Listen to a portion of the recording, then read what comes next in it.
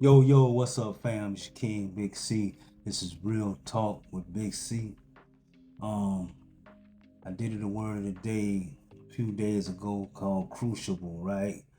That word said I was gonna come back, give y'all the everything, the real, 7 to 10 minutes. Give y'all that right now today.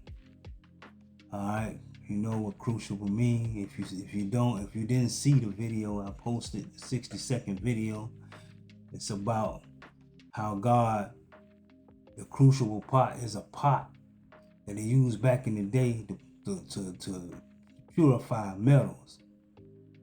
All right, and make it and take all the bad remnants and all of that stuff and throw it away and put the jury up out of there or the metal out of there.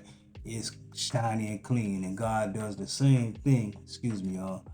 God does the same thing with us in our life. All right. So I'm gonna go ahead on and read this introduction, and then we're gonna get to it. Welcome. Today we are breaking down a heavy, necessary truth about the spiritual walk. The difference between God testing your faith and the enemy tempting your flesh. Too often, when adversity hits us like a freight train, our first instinct is to panic. We ask, why God?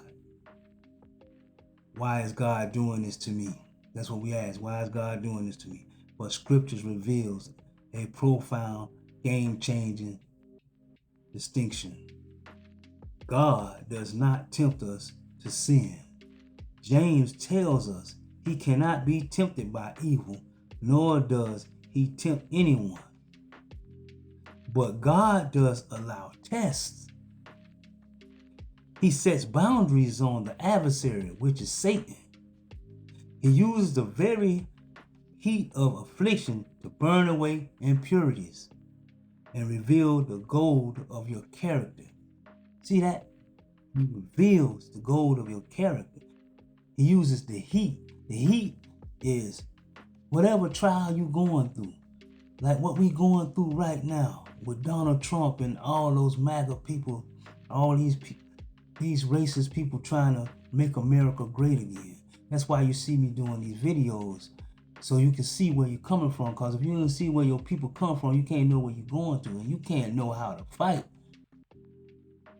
against the wiles of the devil. Because you don't read the Bible, and you just sitting around here watching TV all the time, or watching the internet all the time, watching a bunch of ratchet stuff, and your mind ain't focused on what's real. Your mind, you don't have a kingdom mindset, you're gonna be a slave. You're gonna be a slave to the system, Satan's system. But I'm gonna help you get this kingdom mindset. So let's get it. Because when nobody can come against you, Satan has to go to God to get to you. If you're a Christian, Satan got to do that. If you're a Christian, let's get that. If you are a man of God or a woman of God, he cannot just come straight for you.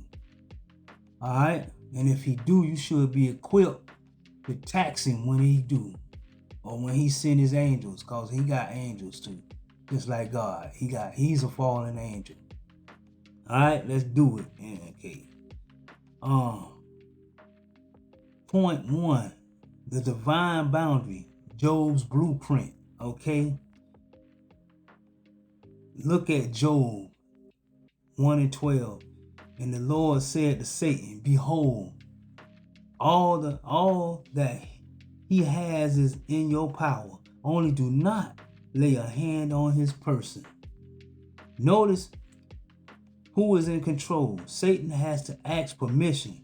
The adversary cannot touch a hair on your head or a single asset in your life without clearing it through the throne room of heaven.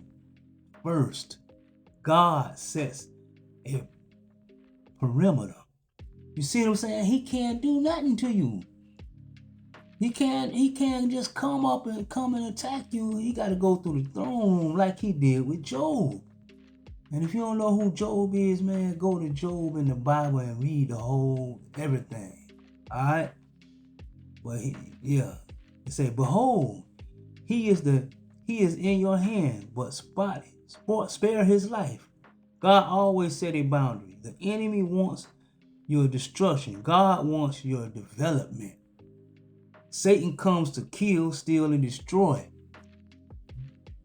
But God takes the very weapon the enemy means for your ruin and turns it into a training ground for your victory. It's a training ground. That's why James said, count it all joy when you go through trials and tribulations, diverse temptations.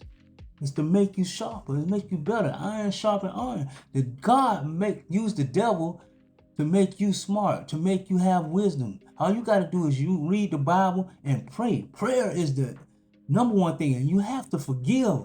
I told you that. You got to forgive others so you can trust God, because a lot of people look at the people like, oh, that's God doing it. Oh, God, why God did this? Why? No, a person did that to you because they got an evil spirit in them, and the devil sent them your way to turn you away from God. And then you agreed with it because you wanted to have fun and you thought you was gonna get some money. You thought, and you got deceived, and now you hurt, and you crapped on people because you thought you was all of that, and now you hurt. So now you a hurt person trying to hurt people. All right. Point 2, testing versus tempting. Intent and direction. What is the difference? It comes down to intent and direction. The enemy temptation pushes you down. Satan whispers in your ear to make you doubt God's goodness. You heard that? Compromise your integrity and cause you to stumble into sin. His goal is disqualification. God lifts you up. God always up. God allows pressure to prove your resilience, strengthen your spiritual muscles, and reveal what you are truly made of. I'm telling y'all, man. I'm telling y'all. That's, what I'm saying? I can't finish it all in the time that I have, but you got to listen, man. You got to find out what your purpose is in life. You got to read that word, get the rhema, and put it with the word, because God said man cannot live by bread alone. And you got to build your house on a solid foundation, and God is the rock. God is the solid foundation. He's the word. He's the word. He's the true vine. Connect yourself to the true vine, and you're going to be fruitful and multiply. And the ones that ain't fruitful and multiply, he said, I'm going to cut you off. I'm going to cut the brown leaves off, and you're going to fall in the place where they got weeping and gnashing of the teeth. My conclusion, adversity is not a sign that God has abandoned you. Often it is proof that he trusts you with a heavy assignment. James 1:12 gives us the ultimate promise. Blessed is the man who endures temptation, for when he's been proved, he will receive the crown of life which the Lord has promised to those who love him. The King, Big C. This is the word of the day. This is real talk, and I'm out. Love y'all. Peace.